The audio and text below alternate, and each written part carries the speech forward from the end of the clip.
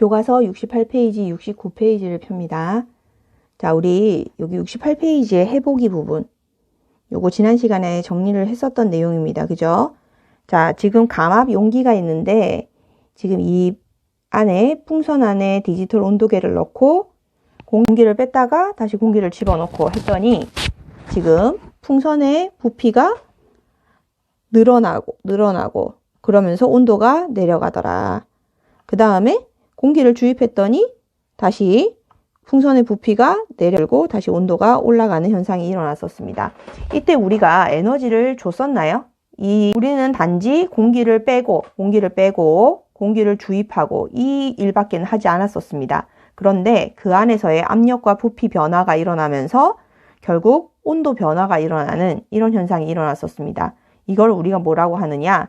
외부와의 열이 차단된 상태에서 온도가 변화하는 현상, 이걸 우리가 단열 변화라고 얘기를 하고요. 그때 이 단열 변화는 보니까 크게 두 가지가 있네요. 부피가 증가하는 경우가 있고 부피가 감소하는 경우가 있습니다. 자, 그래서 이제 이 단열 변화에 대해서 얘기를 하게 될 거고, 책에는 지금 부피가 증가하는 현상만 지금 나와 있죠. 자, 그래서 여기 지금 예시가 하나 나와 있는데 한번 보자. 자, 입을 크게 벌려서 손등에 입김을 불면 따뜻함을 느끼지만, 요거는 우리 겨울에 많이 하는 일이죠. 손 시려 하면 손이 따뜻해집니다. 그런데 라면을 먹을 때 뜨거우면 어떻게 합니까? 우리 입을 작게 오므려서 하고 불게 되죠. 그러면 식게 됩니다. 자, 그래서 또 크게 불고 하면 따뜻함을 느끼지만 입을 작게 오므려서 하면 시원하게 느껴집니다. 그 이유는 입을 작게 해서 하게 불게 되면 순간적으로 공기가 팽창하게 되면서 그 팽창하는데 에너지를 쓰기 때문에 기온이 내려가는 현상이 나타납니다. 그걸 뭐라고 하느냐? 단열 팽창이라고 얘기를 합니다. 자, 그래서 여기 체크 하나 해놓으세요. 그래서 단열 팽창이란 외부와 열을 교환하지 않고 공기가 팽창하여 온도가 내려가는 현상, 이걸 우리가 단열 팽창이라고 한다라는 거. 단열 변화에 대해서 얘기했던 거 우리 활동지에 간단하게 정리를 합시다. 자, 실험 참조라고 해놨죠. 자, 여기 실험 참조에다가 페이지 70, 71 이렇게 하나 적어 놓으시고요. 그래서 구름이 어떻게 만들어지는지 원리, 그 실험 얘기를 생각하면 되겠습니다. 단열 변화는 크게 두 가지입니다. 자, 열을 차단시킨 상태에서 팽창하는 경우, 그 다음에 열을 차단시킨 상태에서 압축하는 경우, 이렇게 두 가지예요. 자, 팽창은 우리 실험에서 어떤 경우일까요? 그죠? 뚜껑 열었을 때죠. 뚜껑 열었을 때 연다 하나 적어 놓으시고요. 그 다음 압축하는 경우는 우리가 이렇게 공기를 집어 넣었을 때죠. 그렇습니다. 그래서 누른다 이렇게 하나 적어 놓을까요? 그러면 힌트가 좀 되겠죠? 그림 없어도. 자, 그랬을 때 그러면은 단열 압축했을 때는 어떤 일이 일어났었죠? 외부와 열이 교환되지 않았습니다. 즉 외부에서 열이 들어오지도 않았고 안에 있는 열이 나가지도 않았습니다. 근데 우리가 뭐 했어요? 압축시켰죠. 그랬더니 어떻게 됐었습니까? 온도가 상승하더라. 그럼 이제 중간에 여기다가 우리가 뭐 하나 집어넣어 주면 되죠. 왜 그러냐? 왜? 라는 얘기를 해주면 되겠죠. 자, 어떻게? 여기 옆에 그림 하나 그려봅시다. 팽창돼 있던 애가 압축이 되면요. 우리 에너지가 안으로 모이게 됩니다. 그런데 바깥으로 빠져나가지도 않고, 그 다음 외부에서 들어오는 것도 없으니까 결국은 에너지가 여기 모여있는 상황이 되는 거예요. 그러니 그 에너지가 열 에너지 형태로 바뀌면서 온도가 상승하는 형태. 그래서 열이 차단된 상태에서 압축을 하면 에너지가 응축되니까 온도가 상승하는구나, 이렇게 얘기를 해주면 되겠습니다. 자, 그러면 이제 반대로 단열 팽창하는 경우에는 온도 내려가겠네, 이렇게 얘기를 해주면 되겠죠. 자, 그러면 이제 외부 단열이니까 열이 차단돼서, 즉 외부에서 했을 때 공기가 팽창한다, 즉 부피가 늘어난다, 이렇게 생각하면 되겠죠. 팽창된 상황에서는 온도가 내려가더라. 마찬가지입니다. 왜? 라는 얘기를 해줄 수 있어야 되겠죠. 자, 왜 그럴까요? 자, 그러면은 부피가 작은 상황에서 부피가 팽창하면 왜 온도가 내려갈까? 거꾸로 한번 생각을 해보세요. 자, 외부에서 열 주지 않았어요. 나한테 지금 용돈 준 사람 아무도 없어. 근데 내가 지금 사고 싶은 게 있어. 그럼 어떻게 해야 돼요? 내 용돈 써야 되죠. 맞습니다. 그래서 내 용돈 써서 지금 바깥으로 나가는 상황이에요. 내 에너지 써서. 그러니까 어떻게?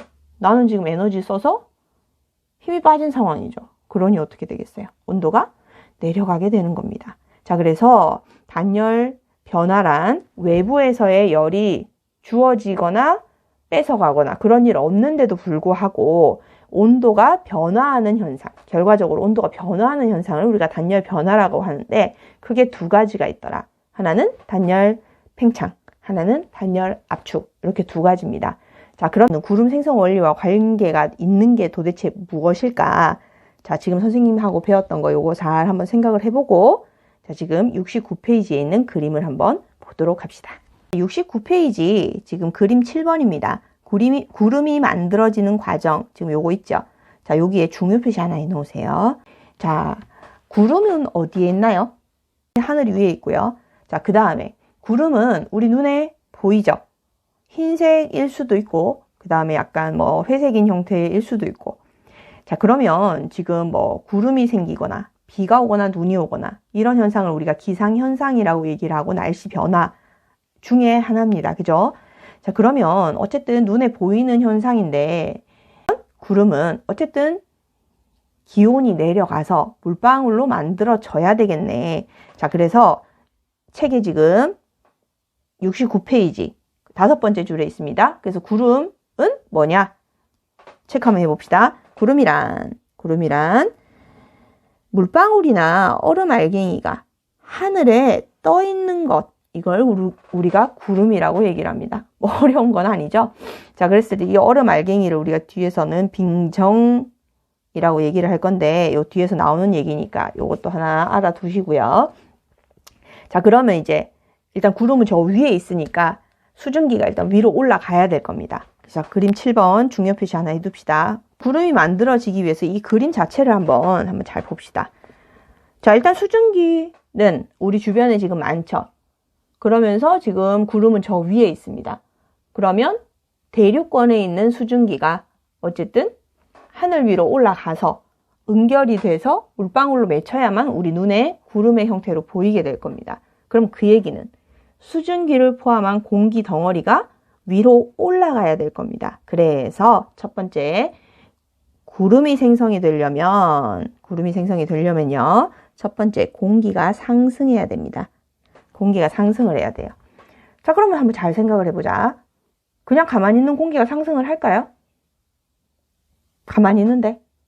그럼 이제 공기가 상승하게끔 하는 뭔가 조건이 있겠죠. 자, 그러면 언제 공기가 상승할까? 그럼 언제 수증기가 활발하게 움직일까를 생각을 해주면 됩니다. 그럼 언제? 그렇죠. 기온이 높을 때 얘가 물방울이 또는 수증기가 활발하게 움직이면서 사방으로 이동할 수 있는 상황이 될 겁니다. 그래서 일단 공기가 첫 번째 상승을 하려면 공기 덩어리가 가열이 되어야 된다라는 거, 그걸 좀 기억을 하시고요.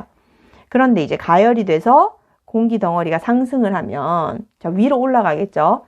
그 위로 올라가면 우리 앞에서 배웠습니다. 기권의 층상 구조에서 아래쪽에 즉 대륙권 쪽에 거의 80%의 공기가 모여 있다 그랬어요. 그럼 반대로 위로 올라가면 올라갈수록 공기는 희박하다 그랬죠. 그러면 공기의 양이 적으니까 누르는 우리 다음 시간에 또 기압이란 얘기를 할 건데 공기의 양이 적으니까 공기가 누르는 압력이 적어지게 될 거고 그럼 압력이 낮으니까 부피가 팽창하게 될 겁니다. 그러면 사이즈가 그죠? 공기가 존재하는 공간이 늘어나게 되겠죠. 그래서 팽창을 하게 됩니다. 팽창. 그런데 가열한 상태에서 지금 여기서 얘기하는 가열한 상태는 이제 처음에는 가열되었지만 그 이후로는 열을 더 이상 준 건 없습니다. 가열된 상태에서의 그 다음에는 열을 준 게 없습니다. 단열 상태라는 거. 그러면 그 다음부터는 열이 주어진 게 없는데 얘가 팽창이 돼요. 그러면 어떻게 된다? 그렇죠. 자기가 가지고 있는 에너지로 팽창, 이동을 하기 때문에 내가 가지고 있는 에너지를 쓰게 되는 거죠. 그걸 그래서 우리가 단열 팽창이라고 얘기를 하고 그럼 어떻게 돼? 기온이 하강하게 됩니다. 단열 팽창 때문에 기온이 하강하는 것도 있지만 우리 대륙권에서 위로 올라가면 올라갈수록 그렇죠. 기온이 하강하는 것도 있었죠. 그러니 두 가지의 원인에 의해서 기온은 점점 내려가게 되는 상황입니다. 단열 팽창에 의해서, 그 다음에 대륙권에서는 높이에 따라서 기온이 점점 내려가더라. 두 가지. 그렇게 되면 점점 어떻게 돼요? 이슬점에 도달하게 될 겁니다. 이슬점에. 그럼 이슬점이 뭐였죠? 수증기가 물방울로 응결되기 시작할 때의 온도를 우리가 이슬점, 이슬이 생기기 시작하는 온도, 이슬점이라고 그랬어요. 그럼 이슬점이 도달하게 되면 어떻게 돼? 더 이상 이제 수증기로 존재하는 게 아니라 물방울이 맺히기 시작하면서 응결이 시작이 됩니다. 그러면서 우리 앞에 그 실험에서 얘기했던 응결핵과 같은 먼지 또는 뭐 여기 지금 보면 응결핵이란 바닷물이 뭐 증발할 때 또는 뭐 다른 뭐 꼭 바닷물 아니라도 상관없습니다. 뭐 다른 뭐 수증기에서 증발할 때 마찬가지. 뭐 소금 입자, 먼지, 연기 등등 여러 가지 등등 그 작은 알갱이들이 같이 이제 상승하면서 수증기의 응결이 일어나도록 도와주는 알갱이라고 생각을 하면 돼요. 그 애들이랑 같이 이제 모여서 응결이 됩니다. 그러면 훨씬 더 뿌연 현상이 잘 보이게 되겠죠. 그러면서 이제 구름이 생성되더라. 이 원리입니다. 자, 그래서 이 원리를 우리가 지금 여기 5줄에 포함을 시켜놨고요. 너무 길죠? 그래서 우리 요거 활동지에 간단하게 정리를 좀 해보도록 합시다. 자, 그 다음에 일단 구름이 만들어지려면 이 그림에서, 그림이 힌트죠. 어떻게 맨 처음에 무슨 일이 일어나야 된다고? 그렇습니다. 공기가 상승해야 된다라고 얘기를 했어요. 그러면 이 공기가 상승해야만 구름이 만들어지는 거죠. 그러면 이 구름이 생성되는 경우는 언제 구름이 만들어질까? 공기가 상승할 때. 그럼 공기가 상승할 때는 언젠가? 지금 책에는 3가지가 나와 있는데 선생님은 한 개 더 보태서 뒤에 것까지 합쳐가지고 4개로 정리를 할 겁니다. 그래서 한꺼번에 활동지에 있는 내용이랑 정리를 할 거니까 자, 지금 책에 있는 지금 구름 만들어지는 과정 선생님이 말로 설명해 있는 거를 모아서 한번 정리를 해보도록 합시다. 땅 또는 얼음 알갱이 요런 것들이 하늘에 떠 있는 것 또는 하늘에 떠 있는 현상, 요걸 우리가 구름이라고 얘기를 했습니다. 자, 그랬을 때 구름의 생성 과정 요거 중요 표시 좀 해 놓으시고요. 요 그림 자체도 선생님이 책에 있는 거 중요 표시 해두라 그랬습니다. 그죠? 자, 맨 처음에는 뭐 구름이 생성되려면 맨 처음에 해야 되는 게 뭐? 그렇죠. 공기가 상승해야 된다. 공기가 당연히 구름은 저 위에 있으니까 공기가 먼저 올라가야만 구름이 생성이 되겠죠. 그거를 먼저 일단 시작점을 하나 포인트를 잡아내시고요. 그렇게 되면 어떻게 돼요? 그렇죠. 위로 올라가면 올라갈수록 공기가 희박하니까 부피가 팽창합니다. 그죠? 부피가 팽창한다. 외우는 게 아니라 상황을 한번 생각을 해보세요. 그렇게 해서 말을 만들어내면 됩니다. 부피가 왜 팽창한다고요? 그렇죠. 기압이 낮아지니까 부피가 팽창하더라. 우리 요거 2학년 때 배웠었죠. 산에 올라가면 밥이 설익더라. 왜? 기압이 낮아져서. 그래서 끓는 점은 압력의 영향을 받는다. 그래서 끓는 점을 표시할 때는 반드시 압력도 표시를 해줘야 된다. 이 얘기 했었죠. 선생님 2학년, 1학년 자꾸 왔다 갔다 합니다. 그죠? 그래서 일단 다시 공기가 상승하면 두 번째 부피가 팽창을 해요. 부피가 팽창을 하고 그런데 일단 처음에는 가열된 공기 덩어리가 올라가는 거지만 가열된 그 이후에는 열이 제공되는 게 아니라 그랬습니다. 그래서 열이 차단된 상태에서 상승하고 그러면서 부피가 팽창하니까 어떻게? 그죠? 내가 가지고 있는 지금 에너지 다 쓰는 거죠. 그렇게 해서 어떻게 된다 그랬어요? 그렇죠. 기온이 내려간다 그랬습니다. 그러면 기온이 이제 점점 위로 올라갈수록 기온이 내려가겠죠. 그러면 이제 처음에는 수증기 형태였지만 어느 순간 기온이 내려가다 보면 이슬점에 도달하게 될 겁니다. 그러면 어떻게 돼요? 네, 수증기가 응결하기 시작을 할 거고요. 그러면 물방울이 맺히기 시작을 할 겁니다. 그 다음에 수증기가 응결하면서 거기에 응결핵이 도움을 주면 좀 더 뿌옇게 흐려지는 그렇죠. 구름이 생성되게 된다. 요렇게. 그래서 요 단계를 여러분들도 설명을 할 수가 있어야 될 거고요. 특히나 요 1번, 2번, 3번.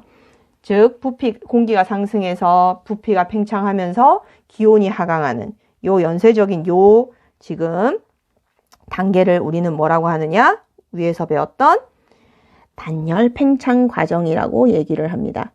자, 그래서 우리 앞에서 단열 변화에 대해서 열심히 이야기했던 이유는 뭐? 아, 구름 생성에 단열 팽창 과정이 들어가는구나 라는 거. 그래서 그렇게 얘기를 해주면 되겠고, 그래서 그림으로 다시 한번 정리를 하면 가열된 공기 덩어리가 상승하게 되면, 첫 번째 상승하게 되면 부피가 팽창하더라. 근데 열이 차단된 상태에서 팽창한다 그랬죠? 단열 팽창. 그래서 기온이 하강하더라. 그러면 여기 하나 적어 놓을까요? 그러면 점점 온도가 낮아지면서 이슬점이 도달하게 되겠죠. 그럼 이슬점 도달하게 되면 결국 수증기의 응결이 시작되고 구름이 생성된다. 이렇게. 그래서 이 구름의 생성 과정 말로도 설명할 수 있어야 되겠습니다. 자, 그 다음에 그럼 요거를 우리가 그래프로 우리 앞에서 배웠던 기온에 따른 요거 기온 다시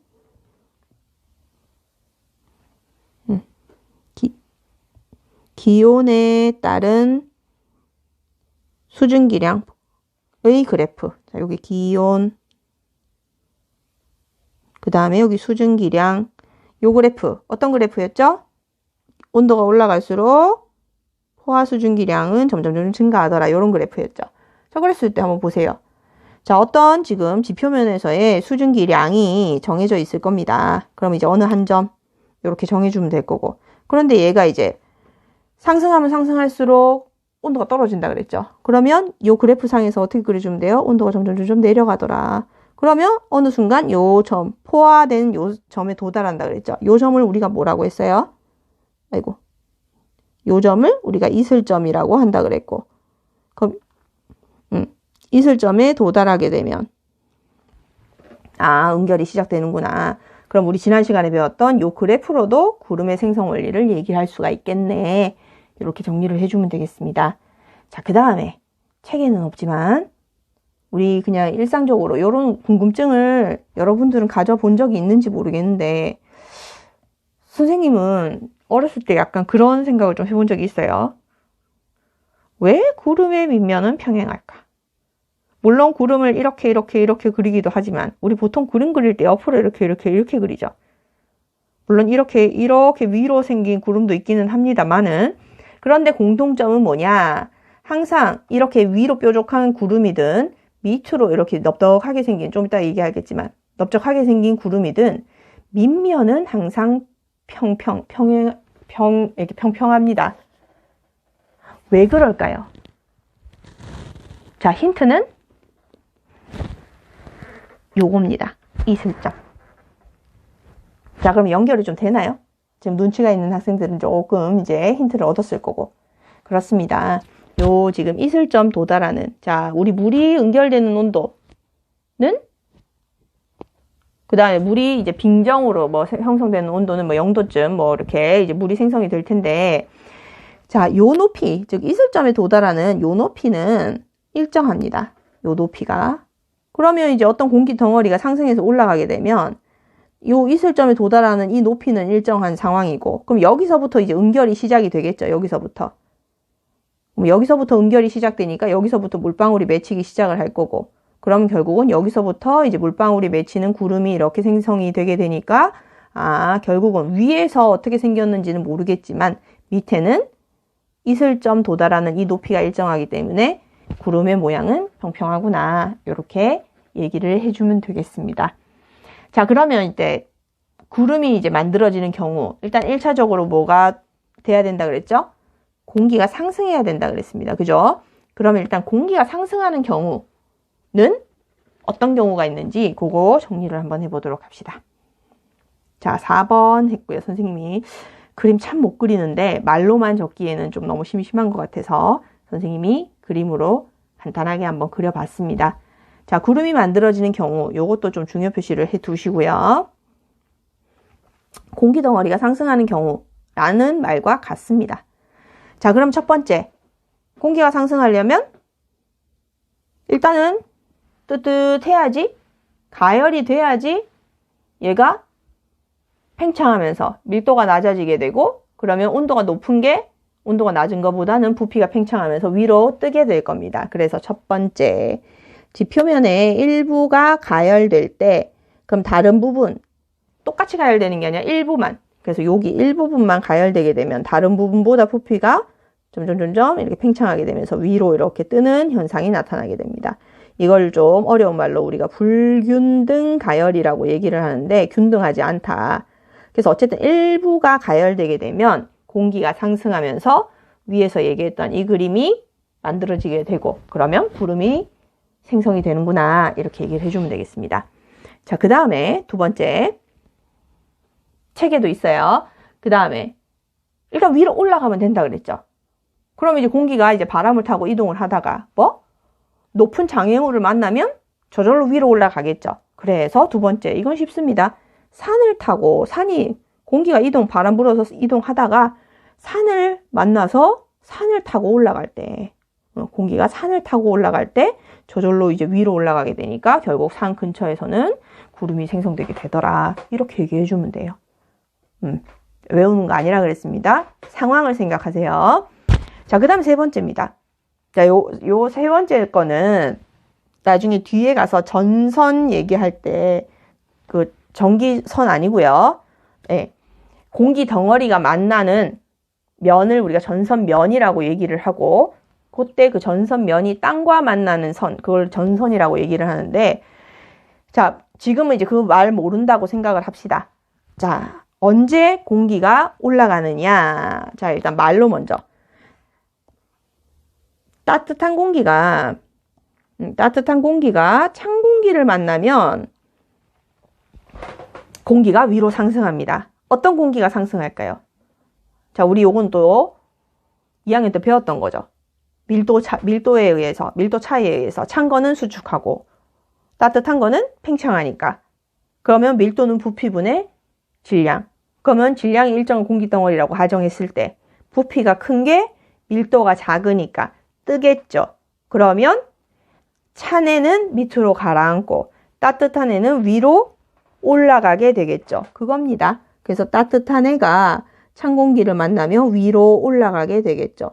반대로 찬 공기가 여기 있다고 가정합시다. 그럼 따뜻한 공기가 여기 있을 때, 그럼 따뜻한 공기는 위로 또 이쪽으로 이렇게 올라가게 되겠죠. 이렇게 올라가든 어쨌든 따뜻한 건 위로 뜨고 찬 거는 밑으로 내려가니까 결국은 공기가 위로 상승하게 되네. 그러면 이슬점에 도달하면서 구름이 생성되게 되겠네. 이렇게 얘기를 해주면 되겠습니다. 그래서 세 번째, 따뜻한 공기가 찬 공기를 만나면 따뜻한 공기가 위로 올라가서 구름이 생성된다. 이렇게 얘기를 해주면 되겠어요. 그 다음 네 번째입니다. 요건 책에 없는데 그래서 이거 적어 놓으세요. 자, 일단 말로 먼저 하나 적어 놓읍시다. 저기압 중심으로 공기가 모여들 때라고 하나 적어 놓으세요. 저기압 중심으로 공기가 모여들 때. 자, 요거는 사실은 1번이랑 4번이랑 거의 같은 말이긴 합니다. 자, 1번. 지금 지표가 일부가 가열돼서 공기가 상승되면 지금 지표면에서는 지금 공기가 부족하게 되죠. 그러면 주변보다 공기가 부족하니까 공기의 압력은 낮아요, 높아요? 낮겠죠. 그죠? 그 상황을 우리는 기압이 낮다 그래서 저기압이라고 얘기를 합니다. 그럼 한번 생각을 해봐요. 공기가 위로 떴어. 근데 그래서 지표면은 공기가 부족해. 그러니 주변에서 공기가 부족하니까 공기 많은 쪽에서 공기가 채워지겠죠. 그럼 저기압, 그렇지. 공기 부족한 쪽으로 공기가 들어오게 되면, 그러니까 먼저 공기가 뜨는 게 먼저긴 한데, 공기가 상승 기류, 이거 안 배웠으니까 이렇게 얘기하지 말고, 공기가 위로 뜨게 되면 공기가 부족해요. 그러면 주변으로 공기가 모여들어요. 왜? 공기가 부족하니까. 이 공기가 부족한 공간, 이 지역을 우리가 저기압 지역이라고 얘기를 하고, 그럼 저기압 중심으로 공기가 모여들면 자동적으로 지금 공기가 상승하는 지역이란 얘기니까 이 지역 중심으로는 구름이 생성되겠네 라고 얘기를 해주면 됩니다. 자, 그래서 지금까지 구름이 만들어지는 과정 정리했고요. 그럼 언제 구름이 만들어지느냐? 공기가 상승하면 구름이 만들어지는데 공기 상승하는 경우 4가지를 정리를 했습니다. 자, 그리고 지금은 책에 없는 내용 정리를 좀 하겠습니다. 책에 없는데 왜 해요? 근데 뒤에 나와요. 그럼 결국 책에 나온다는 얘기죠. 근데 여기서 정리가 안 돼 있으니까 미리 해놔야 되겠네? 네, 그래서 참고해서 선생님이 적어놨는데 요거 뒤에 어차피 나옵니다. 그래서 중요 표시해놓고 정리해 놓읍시다. 자, 모양에 따라서 구름을 우리가 분류를 하는데요. 말 그대로입니다. 모양에 따라서 구름이 이렇다. 그 얘기고요. 그래서 계단 모양처럼 층층층층 모양의 구름이다. 라고 해서 그런 구름을 우리가 층운형 구름이라고 얘기를 합니다. 그러면 층층층층이니까 옆으로 넓게 퍼진 모양의 구름이다 라고 얘기를 해주면 되고요. 그 다음에 적운형 구름은 쌓다라는 얘기예요. 쌓다라는 거는 높게 쌓는다는 얘기고요. 그래서 높게 쌓여있는 형태, 그래서 위로 솟은 모양의 높게 이렇게 올라가 있는 구름을 우리가 적운형 구름이라고 얘기를 합니다. 그래서 모양에 따라서는 크게 두 가지. 다시 한번 옆으로 넓게 층운형, 위로 높게 적운형 구름 이렇게 두 가지입니다. 자, 그런데 지금 여기서 얘기하는 이유는 자, 층운형은 층층층 넓게 퍼진대요. 그러면 이제 위로 올라가서 구름이 생기는데 옆으로 넓게 퍼진다는 얘기는 천천히 올라간다는 얘기입니다. 그래서 상승하는 게 약하게 천천히 올라갈 때 생기는 구름이 층운형 구름이에요. 그래서 상승하는 공기의 흐름을 상승기류라고 얘기를 하는데 약할 때 옆으로 퍼지는 구름이 생기는구나. 그럼 위로 높게 쌓을 때는요. 빠르게 위로 착착착착 쌓인다는 얘기. 그래서 상승기류가 강할 때 적운형 구름이 생긴다. 그러면 층운형 구름은 옆으로 천천히 쌓이는 거니까 넓은 지역에 걸쳐서 생기는 구름이겠죠.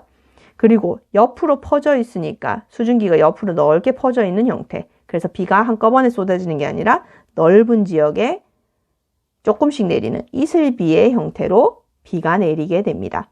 반대로 적운형 구름은요. 상승기류가 강할 때 위로 축 쌓이는 구름이라고 얘기를 했어요. 그래서 좁은 지역에 걸쳐서 구름이 쌓이게 되고요. 그래서 좁은 지역에 위로 높게 쌓이니까 여기 지금 좁은 지역에 수증기가 많이 모여있는 형태가 되겠죠. 그러니 어떻게 돼? 비가 오면 소나기가 내리게 됩니다. 그래서 요거 두 가지 모양에 따라서 비가 오는 것도 다르네. 지역도 조금 다르네. 이게 무슨 관계인데요? 뒤에 가서 얘기가 나올 겁니다. 그래서 모양에 따라서 구름은 이렇게 분류하는구나. 넓은 거 층운형, 좁은 거 위로 올라간 거 적운형 구름. 요거까지 정리를 좀 해두세요. 자, 이제 구름의 생성 원리에 대해서 얘기를 다 했고요. 지금부터는 교과서 72, 73페이지에 있는 강수에 대해서 얘기를 하겠습니다. 자, 여기서 얘기하는 강수는요.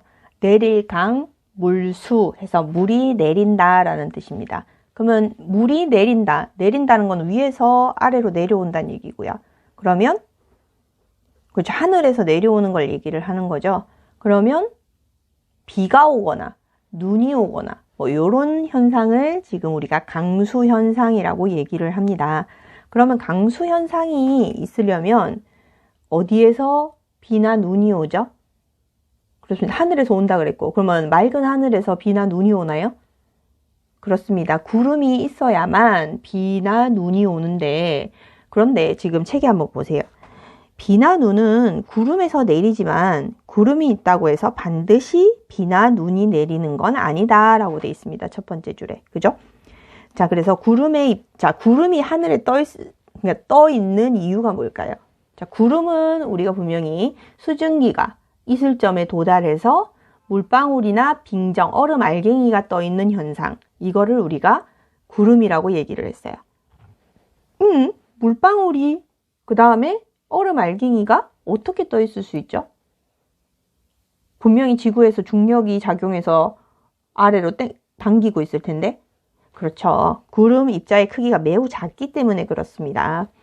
자, 그래서 여기 보면 구름 입자의 크기 두 번째 줄에 구름 입자의 크기는 매우 작기 때문에 약 100만 개 이상의 구름 입자가 모여야만 빗방울이 되어서 지표로 떨어질 수 있다라고 돼 있어요.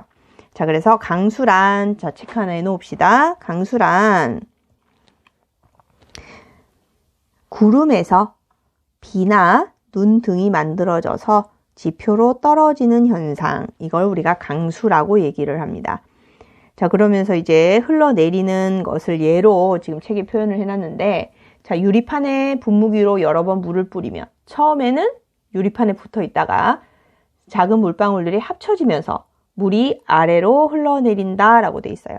그래서 비도 마찬가지입니다. 자, 처음에는 물방울 알갱이가 작아서 떠 있다가 얘들이 모이고 모여서 더 이상 이제 무거워서 버틸 수 없는 상황이 되면 아래로 떨어집니다. 그래서 이제 그렇게 비가 내리게 되는데, 근데 한번 잘 생각을 해보세요. 더운 지방에서는요, 눈 볼 수 있을까요? 더운데 어떻게 눈을 봐? 그죠? 그래서 더운 지방에서는 무조건 비가 내릴 겁니다. 그러나 우리나라 지방에서는 우리나라와 같은 뭐 중위도 또는 우리나라보다 더 북쪽에 있는 더 위쪽, 그 위도가 높은 지역에서는 눈이 오는 경우도 있죠. 추운 지방에서는. 그래서 비가 오거나 눈이 오는 그 이론 설명하는 거를 크게 우리는 두 가지로 설명을 합니다. 지역에 따라서. 자, 그래서 책에 그 그림 9라고 해서 병합설과 빙정설이라고 돼 있는데 요 그림이 있어요. 자, 그래서 요 그림을 중심으로 해서 비가 오거나 눈이 오는 과정을 우리가 설명을 하도록 하겠습니다. 어려운 건 아니고요. 그냥 보면서 더운 지방에서는 이렇게 해서 비가 오는구나. 그 다음에 우리나라와 비슷한 또는 우리나라보다 추운 지방은 이렇게 해서 비가 오거나 이렇게 해서 눈이 오는구나. 이렇게 설명할 수 있으면 되겠습니다. 자, 활동지 보면서 정리하겠습니다. 자, 활동지에 그림이 조금 작고 흐려서 일단 선생님은 72페이지에 있는 그림 9의 그림을 가지고 설명을 하겠습니다. 여러분들은 그 활동지에다가 뭐 필기를 하면 되겠어요. 자, 지금 강수 이론이라고 얘기를 하는데, 즉 비가 오는 이론을 우리가 강수 이론이라고 할 때 크게 두 가지입니다. 하나는 병합설, 하나는 빙정설, 이렇게 두 가지로 얘기를 해요. 병합설, 아우를 병, 합칠 합, 즉 물방울이 합쳐지는 이론이라는 뜻입니다. 그러면 물방울이 합쳐지는 거니까 결국 비 오는 이론이라는 얘기고요. 그럼 여기에 지금 얼음이라는 얘기가 나오나요? 아니죠. 물이 합쳐진다라고 얘기를 했죠. 그래서 병합설은 우리가 따뜻한 지역, 그래서 뭐 다른 말로 따뜻한 비가 내린다라고 표현을 합니다. 자, 그래서 이 그림을 보고 우리가 설명할 수 있으면 돼요. 자, 일단 공기가 상승을 해서 쭉 올라가서 이제 그 구름이 만들어지죠. 자, 이제 구름이 만들어졌습니다. 근데 이제 구름 제일 끝 위에 있는 지금 온도를 보니까 0도씨 이렇게 돼 있죠. 구름 이제 상부가 0도예요. 그러면 이제 요 지금 아랫부분의 온도는 몇 도일까요? 0도보단 높겠죠. 그쵸. 0도보단 높을 겁니다. 그러면 이 구름의 온도는 지금 영상의 온도죠. 영상의 온도. 그러니 결국은 얼지 않는다라는 얘기예요.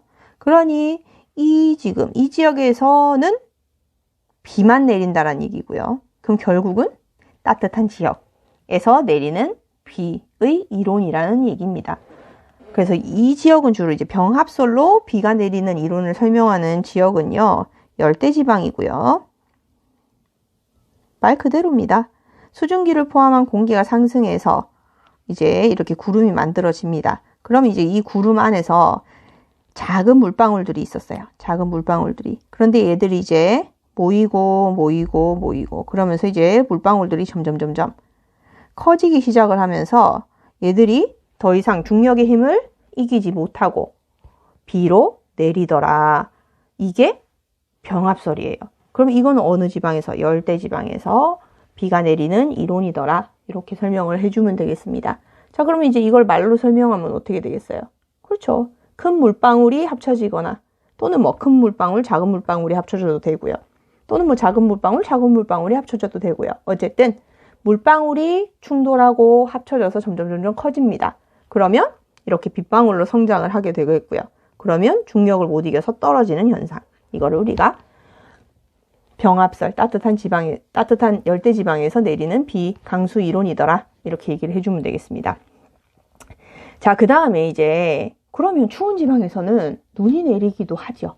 그러면 이 병합설로는 설명을 하기가 힘들 겁니다. 그죠? 그래서 이제 우리나라와 같은 중위도 지방 또는 우리나라보다 더 추운 고위도 지방에서 구름이 생성되고 그 다음에 온도가 낮아서 비가 오거나 눈이 오는 현상을 설명하는 강수 이론을 우리는 빙정설이라고 얘기를 합니다.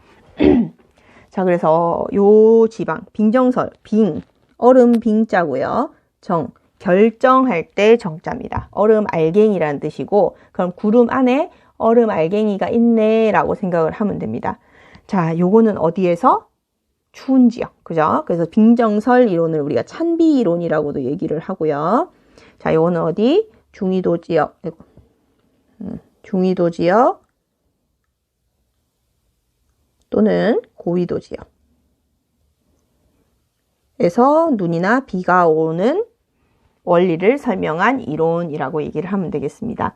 자, 요것도 그림을 잘 보면 이제 구름이 이렇게 있는데, 자, 지금 요 온도가 0도 이렇게 있고요. 또 영하 40도 뭐 이렇게 있습니다. 자, 그러면 이제 공기가 상승해서 이제 데워진 공기가 점점 올라가죠. 그러면 이제 얘들이 이슬점에 도달해서 이제 이슬이 맺히기 시작을 합니다. 그러면 이슬이 맺히기 시작하는 이 온도에서 이제 구름이 생성되기 시작을 하는데, 점점 올라가면서 온도는 점점 낮아지게 되고, 그러면 이제 응결이 됐으니까 이제 물방울이 이렇게 생기고 있는 상황에서 0도씨에 도달하게 되면 이제 물은 또 얼기 시작을 하죠. 그럼 이제 얼음 알갱이가 될 겁니다.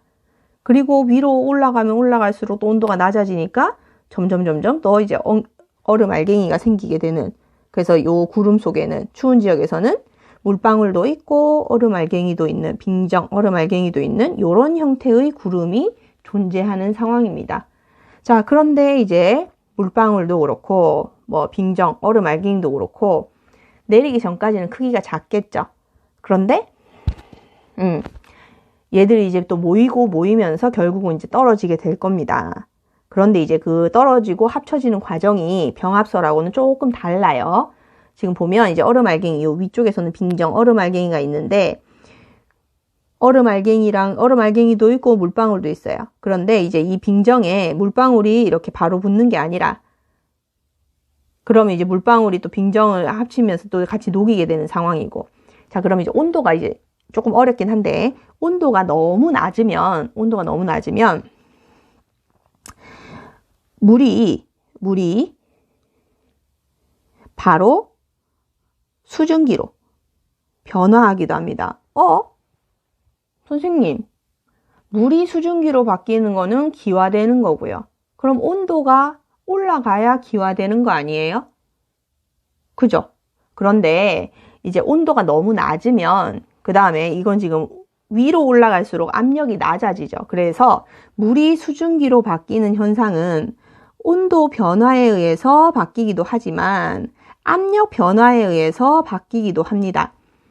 온도가 낮은 상황에서 수증기로 바뀌기도 하더라. 왜? 압력이 낮아지면 물방울이 팽창하면서 온도가 낮은 상황이지만 압력이 낮아서 팽창할 수 있는 상황이 되더라. 그렇게 되면 온도가 낮아도 수증기가 될 수 있다. 요걸 기억을 좀 해두세요. 그렇게 되면 어떻게 되느냐? 이 얼음 알갱이에 수증기가 들러붙게 됩니다. 빙수.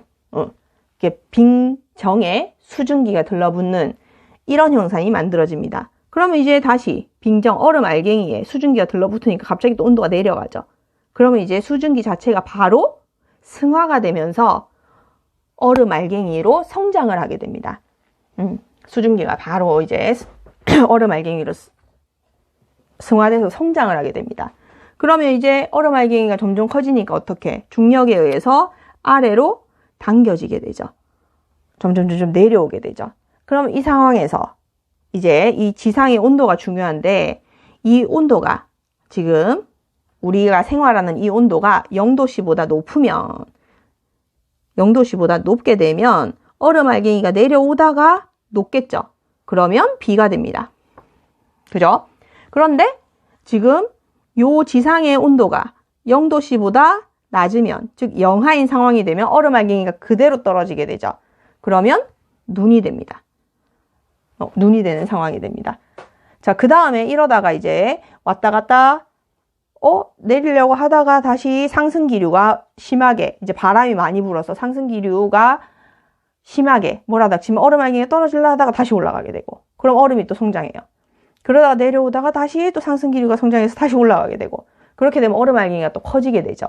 그러면서 또 우박이 내리기도 합니다. 그래서 어쨌든 이 구름 속에 얼음알갱이가 존재를 해서, 물도 있고 얼음알갱이도 있어서 이 구름 자체가 차가운 상황이더라. 그런데 이제 내릴 때 지상의 온도가 0도씨, 영상이면 비가 오고 영하면 눈이 오는 이러한 강수 현상을 우리는, 구름에 이제 얼음알갱이가 있었죠. 그래서 그 강수 이론을 우리는 빙정설이라고 얘기를 합니다.